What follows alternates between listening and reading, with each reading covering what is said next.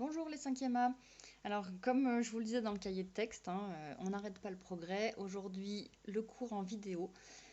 Alors vous me direz ce que vous en pensez, si ça fonctionne bien. L'idée c'est que vous puissiez avoir davantage d'explications, que vous retrouviez des repères, que ce soit un peu plus vivant aussi, plus interactif. Donc n'hésitez pas quand vous avez besoin à revenir en arrière, à mettre pause si nécessaire pour copier. Alors il y a des fois où je vous l'indiquerai, mais vous pourrez le faire de vous-même. Et par exemple, si vous ne supportez plus ce que je suis en train de vous raconter, euh, mais en tout cas, vous êtes assez libre de l'utiliser comme vous le pouvez ou comme vous le voulez, et ça devrait être beaucoup plus pratique pour vous. Vous allez aussi pouvoir retrouver sur la chaîne YouTube les différents cours, même si vous n'avez pas accès à l'ENT, ce qui peut être un plus quand les connexions sont difficiles. Donc pour le cours de ce matin, dans le cahier de texte, vous avez trouvé ici la vidéo qui n'est pas encore là puisque je suis en train de la faire forcément, mais si vous me regardez, enfin si vous m'écoutez, c'est que vous l'avez trouvé. Là, ce qui m'intéresse, c'est ce document-là qui reprend le travail que vous aviez à préparer pour aujourd'hui et ce qu'on va corriger. Alors, si vous avez encore de l'encre et la possibilité d'imprimer, très bien. Sinon, c'est pas grave du tout, il n'y a pas énormément de choses, donc vous le recopiez dans le cours et vous aurez le temps de le faire, il n'y a pas de problème. Ce qu'on va reprendre ensemble, donc systématiquement, je reprendrai l'interface du TBI pour que vous retrouviez tous vos repères et que vous ayez le cours exactement de la même façon qu'en classe. Donc, on y va tout de suite, si ça veut bien. C'est ça qui bloque. Hop. Donc, la séquence que vous aviez à préparer, c'était la 7 sur le rôle des personnages dans les péripéties. On travaille toujours sur la rivière à l'envers, bien évidemment. Ça, c'est ce qu'on appelle le schéma actantiel. Alors, on va le marquer après. On a déjà beaucoup travaillé sur le schéma narratif avec les différentes étapes qu'on va retrouver dans un récit et qui permettent de structurer une narration. Là, c'est le schéma des personnages qu'on appelle le schéma actantiel. À chaque fois qu'il y a une épreuve à surmonter ou quelque chose qui se passe dans un récit, on va avoir différents personnages qui interviennent. Alors évidemment, il y a le héros, mais pas seulement. Et là, c'est justement sur les autres qu'on doit travailler. Donc, les différents personnages qui interviennent dans les péripéties et le rôle qu'ils ont à jouer. Donc, dans la forêt de l'oubli, bien évidemment, les personnages, c'est d'une part Marie et Cadichon, d'autre part les ours. Le rôle qu'ils jouent, Marie et Cadichon, ce sont des adjuvants puisqu'ils vont aider Tomek à traverser la forêt de l'oubli. Sans eux, il n'y serait pas parvenu, ça c'est certain. Et on appelle donc ça des adjuvants. Ça vient de aider, c'est les personnages qui vont apporter leur soutien, leur aide au héros, au personnage principal, pour qu'il puisse progresser, surmonter les épreuves et accomplir sa quête au bout de l'histoire. Les ours, quant à eux, dans cette forêt de l'oubli, sont bien évidemment des opposants. Alors quand on parle de personnages, c'est pas forcément des personnes, ça peut être les animaux, et il y a même quelques fois où on pourra considérer que des objets particuliers ont un rôle équivalent à celui d'un personnage. Les ours sont évidemment des opposants puisqu'ils vont empêcher, enfin en tout cas essayer d'empêcher Tomek de franchir cette forêt. Et ça va évidemment compliquer la quête du personnage principal. Petite parenthèse, le schéma actantiel, c'est ce que je vous avais demandé de faire au tout début de l'année pour vous présenter. On avait vu justement les différentes façons dont vous envisagiez l'année. On continue. Dans la prairie des fleurs, alors je vous avais dit, c'est essentiellement des parfumeurs qu'on va retrouver, mais pas seulement. Et le premier, celui qui va poser problème à Tomek, c'est là où je vous disais justement, c'est pas toujours un personnage à proprement parler, ce sont les voiles, ces fameuses fleurs violettes qui endorment par leur parfum toute personne qui passe par là. Les voiles, évidemment, ce sont des opposants. Dans les parfumeurs, on va retrouver Pepigum, Hachigum et Estergum, les principaux, hein, qui sont des adjuvants, mais tout autant que le peuple des parfumeurs dans son intégralité.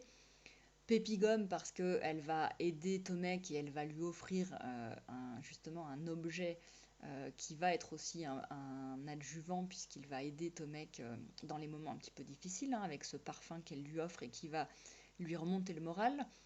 Hachigum, évidemment qu'il fait partie des adjuvants puisque c'est le petit garçon qui trouve les mots qui réveillent pour Tomek. Donc sans lui, en tout cas s'il n'avait pas été là à ce moment-là, Tomek serait encore endormi dans le village des parfumeurs. Et Estergom, qui est le chef du village, donc qui représente un petit peu tous les villageois, c'est lui aussi qui va donner la fameuse lettre d'Anna à Tomek et donc lui apprendre beaucoup de choses sur elle. Et qui va l'aider aussi à poursuivre son voyage, notamment avec Basti-Balagon.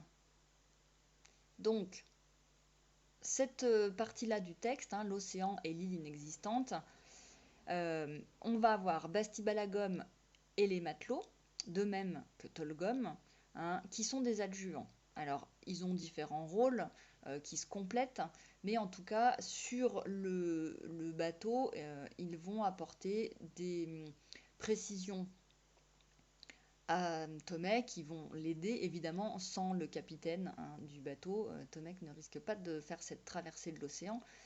Et évidemment, l'opposant principal dans cette partie du texte, c'est la sorcière. Éventuellement, on peut rajouter aussi les filles de l'île inexistante qui vont avoir tendance à garder auprès d'elles les marins qui passent par là, et notamment les parfumeurs. Il y en a beaucoup qui sont restés sur l'île, puisque ne naissent que des filles, hein, sur cette île inexistante, et donc pour continuer à vivre, elles ont besoin de garder les marins qui passent par là. Je vais descendre le tableau. Bien sûr, vous mettez pause si vous avez des corrections à apporter et si vous avez besoin d'un petit peu plus de temps. Pour terminer ce tableau, vous avez la montagne sacrée.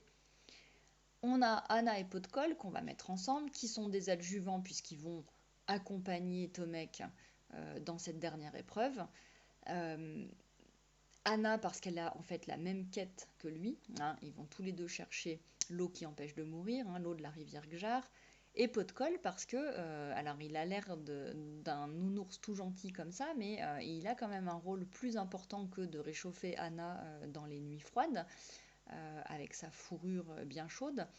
C'est que c'est grâce à leur flair qu'ils vont pouvoir trouver la source de la rivière Gjar au moment où elle disparaît sous terre. On y reviendra, hein, dans la correction du petit contrôle de lecture que vous aviez à faire à la fin, hein, ça faisait partie des dernières questions. L'opposant principal, c'est la montagne elle-même, donc pas forcément un personnage à proprement parler, mais qui va tenir le rôle d'un opposant, puisque c'est elle-même qui constitue l'épreuve et qui va donner du fil à retordre au héros. On continue. Donc si vous n'avez pas terminé, bien sûr, vous mettez pause et vous prenez le temps de le faire. La suite de la fiche, hein, que vous aviez à remplir, c'est ce qui va nous permettre de faire le cours. L'eau sacrée est ce que le héros, donc ici Tomek, recherche. C'est ce qu'on appelle l'objet de la quête. Hein, alors là, je vais assez vite parce que c'est des choses que vous aviez déjà vues l'année dernière et qui ne sont pas très compliquées.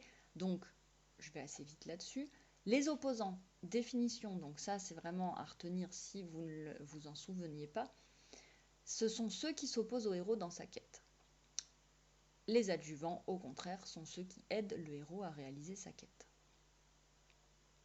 Ensuite, les parfumeurs sont tous des adjuvants, hein. On sait que c'est un peuple très très positif, ils ont tous envie d'aider les gens qui passent dans leur village, et parmi eux, on a vu, hein, donc on va développer un petit peu plus ce qu'on a à dire sur les parfumeurs, et notamment Pepigom, Hachigom et Estergom. Pepigom, ce que je vous disais, ce personnage n'aide pas directement Tomek, mais elle lui fait un don, magique, le parfum qui va lui faire penser à son futur mariage avec Anna. C'est ce qui lui remonte le moral dans les moments difficiles. Hachigom, on l'a dit, le petit garçon qui trouve les mots qui réveillent. Alors pour Tomek, ces mots, c'est sous le ventre du crocodile. Sans lui, Tomek ne pourrait pas repartir vers l'objet de sa quête. Et Estergom, c'est ce qu'on disait, hein, c'est lui qui va lui remettre la lettre d'Anna, lui donner des conseils, l'accueillir et aussi le mettre en relation avec Basti-Balagom et lui permettre de partir sur le bateau. C'est le sage du village, c'est aussi le chef. Si vous n'avez pas pu imprimer le document, vous mettez pause, vous prenez le temps d'écrire ça tranquillement et vous revenez avec moi, on passe à la suite où on va justement faire notre petit schéma actantiel pour qu'il soit un petit peu plus clair, hein, sous forme de carte mentale. Donc le schéma actantiel, c'est le rôle des personnages dans le récit. On va avoir toujours au centre le héros. Donc je descends. Si jamais vous n'avez pas eu le temps de mettre le titre, vous revenez en arrière, vous mettez pause. Le héros, tout au long du récit, il a un seul objectif, c'est évidemment la quête. Pour réaliser, donc vous avez bien écrit le héros, vous allez faire votre flèche. Je descends pour que vous voyez la quête. On va avoir de chaque côté, hein, les épreuves que le héros doit surmonter. C'est ce qui va amener les différentes péripéties. On est dans le cœur vraiment de l'action d'un récit. Tout au long de ces épreuves, donc c'est bien des deux côtés, hein, avec la même couleur, on va avoir des adjuvants qui vont aider le héros, que j'ai mis en vert, et les opposants qui au contraire l'empêchent d'avancer, ou en tout cas le freinent, le ralentissent, hein, essayent de l'empêcher d'avancer, que j'ai mis du coup en rouge.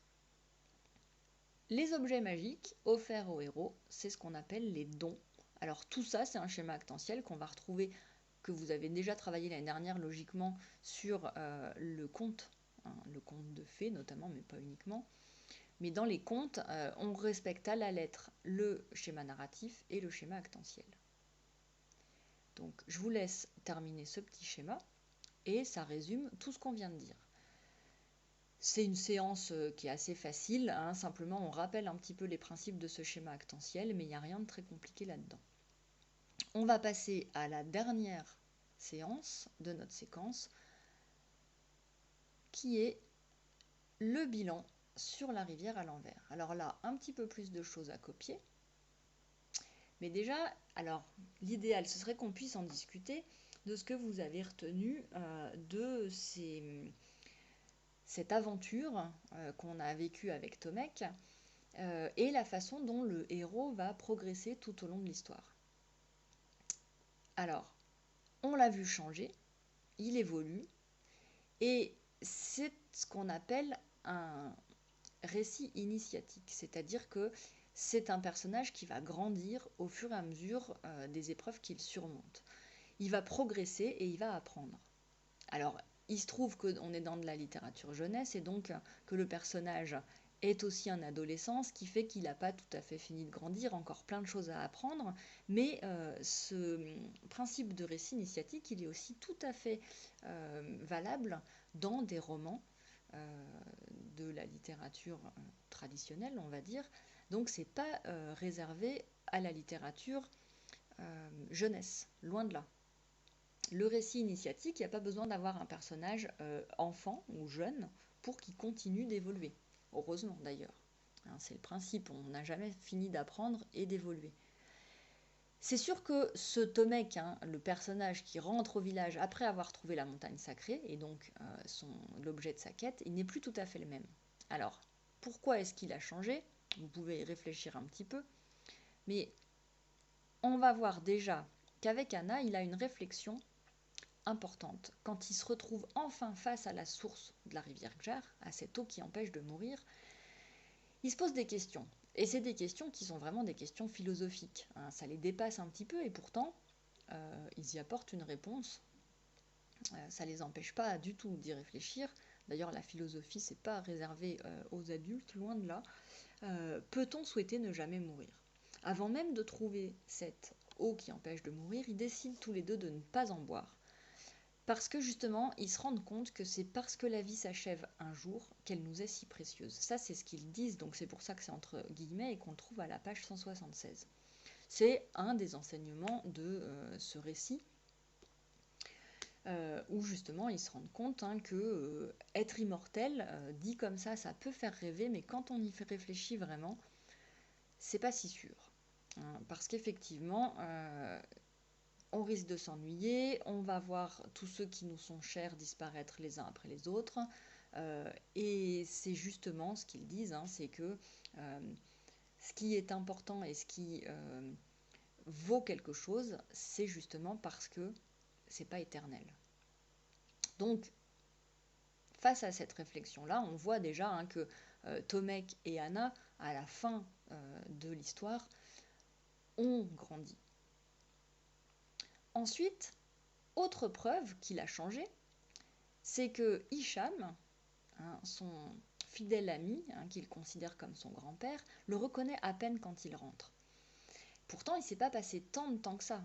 On a un indice temporel puisqu'il va retrouver Marie à l'entrée de la forêt des ours. Ça veut dire qu'il y a un an, alors un peu plus d'un an puisqu'il était parti plus tôt que ça, mais il y a une année qui s'est écoulée, ce qui veut donc dire qu'il n'a pas non plus changé du tout au tout. Et pourtant, il lui dit « Mon fils, comme tu es fort, tu étais un enfant quand tu es parti et tu es un homme maintenant. » Il lui dit ça à la page 186. C'est justement la preuve qu'en très peu de temps, il a beaucoup évolué. Et c'est évidemment symbolique, c'est pas seulement physique, c'est qu'il a grandi, il a pris de la maturité, il a compris tout un tas de choses, et donc il n'est plus le même qu'en revenant.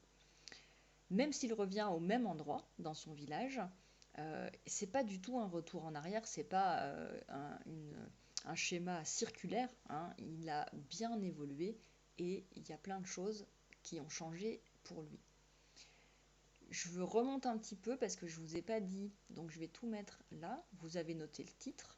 Si vous a échappé, vous revenez en arrière. Et là, je vous laisse mettre pause pour pouvoir copier ça. J'enlève ce qui gêne, voilà. Et maintenant que vous avez copié tout ça, on va reprendre la petite synthèse, toute petite synthèse. C'est la fin de son apprentissage. Le roman initiatique peut se terminer. L'intérêt du roman réside dans l'aventure, dans la quête de Tomek et Anna et dans leur progrès. Finalement, évidemment qu'on veut savoir s'ils trouvent l'eau de la rivière Gjar, notamment parce que Anna en a besoin pour sa passerine, son petit oiseau, mais c'est tout ce qu'il apprend au fur et à mesure qui ont de la valeur dans cette aventure. On pourrait dire que c'est pas seulement le but, mais c'est le chemin, c'est tout ce qui se passe tout au long de l'histoire. Pour info, alors vous notez ça évidemment, et pour info, il y a un deuxième tome de La rivière à l'envers. Le tome 1 s'appelait Tomek, le tome 2 s'appelle Anna. Alors c'est pas la suite, même si on a envie de savoir ce qu'ils deviennent, mais ça c'est le principe justement d'une fin ouverte, c'est-à-dire que l'auteur fait le choix de nous laisser encore plein de choses à imaginer. Alors ça en général ça vous frustre un petit peu, mais c'est justement ce qui est très intéressant, c'est que chacun est libre de les imaginer comme il le souhaite. Ce tome 2, c'est donc pas la suite. C'est la même histoire, mais racontée du point de vue d'Anna. Parce que Anna, on la voit au début, on la retrouve à la fin, mais tout le long, alors on sait qu'elle traverse la forêt des ours et qu'elle passe chez les parfumeurs peu de temps avant Tomek, mais pour le reste, on ne sait pas du tout ce qui lui arrive, et c'est justement là qu'elle va raconter son histoire. Tout le chemin qu'elle a parcouru, qui n'est pas le même que celui de Tomek, et c'est ce qu'on trouve dans le deuxième tome de La rivière à l'envers, que je vous incite vraiment à lire si ça vous a intéressé, si vous êtes un petit peu curieux. Alors voilà pour cette séquence. Ce que je vais vous demander, alors si vous avez des petites choses, des questions, etc., vous pouvez les mettre en commentaire de la vidéo. Je vous rappelle aussi qu'il y a, alors je vais le reprendre, mais j'ai pas accès à ma barre là, on va le reprendre comme ça, ça va être un petit peu long, il y a beaucoup de choses ouvertes, voilà, sur votre espace de travail, un forum. Alors personne ne s'est encore manifesté sur ce forum, mais c'est l'occasion aussi de discuter ensemble. Alors pour moi c'est dans l'espace des classes, mais pour vous ça doit être plus facile à trouver. Quand vous êtes sur l'espace de la classe, vous avez le forum ici, et il y a une discussion ouverte avec très peu de choses déjà dites. Il y a Noah qui nous a fait un petit coucou quand il est arrivé, et c'est tout. Donc n'hésitez pas, si vous avez envie d'en discuter, à interagir ici. Vous pouvez le faire aussi en commentaire de la vidéo, et puis on essaiera assez rapidement de se faire une petite séance de classe virtuelle, ne serait-ce que pour prendre des nouvelles des uns et des autres, et on verra ça peut-être en début de semaine prochaine. Pour le moment, je reviens sur votre cahier de texte. Vous avez pour la prochaine fois un petit travail à faire. Hein. Là, vous n'avez pas vraiment du travail pour 2 heures, hein, donc ça vous laisse le temps pour vendredi de faire ce que je vous ai demandé de faire, c'est-à-dire, et je vais vous le montrer, hein, les questions, rassemblez vos connaissances à la page 172. On va préparer la séquence suivante sur l'héroïsme. Donc pour le moment, vous faites ça sur une feuille de brouillon ou sur votre cahier de brouillon, et je vais vous montrer à quoi ça ressemble. Cette page 172, c'est celle-ci. Alors, si vous êtes un petit peu curieux, vous avez déjà une petite idée des textes. Alors, on ne va pas travailler tout ça, en tout cas pas dans cet ordre-là, hein, sur les héros et les héroïnes. Et ici, rassemblez vos connaissances pour faire le point un petit peu avant de commencer. Moi, je vous demande juste de vous occuper de cette partie-là pour l'instant. Donc, ces 3 questions auxquelles il faut répondre, et puis il y a des petites choses ici qui peuvent aussi vous intéresser, avec une liste de héros, mais vous en aurez trouvé plein déjà. Et même chose ici, vous renseignez un petit peu pour savoir quels sont les personnages dont on vous parle ici. Vous allez voir qu'ils sont très différents, il y en a que vous connaissez déjà. Et à chaque fois, on peut considérer ces personnes-là comme des héros. Personne ou personnage, on fera la distinction aussi. Donc pour la prochaine fois, vous travaillez là-dessus. En premier, ces 3 questions-là, et puis celles-ci qui vont vous amener à approfondir un petit peu les choses. Et bien, je vous souhaite une bonne journée et à la prochaine.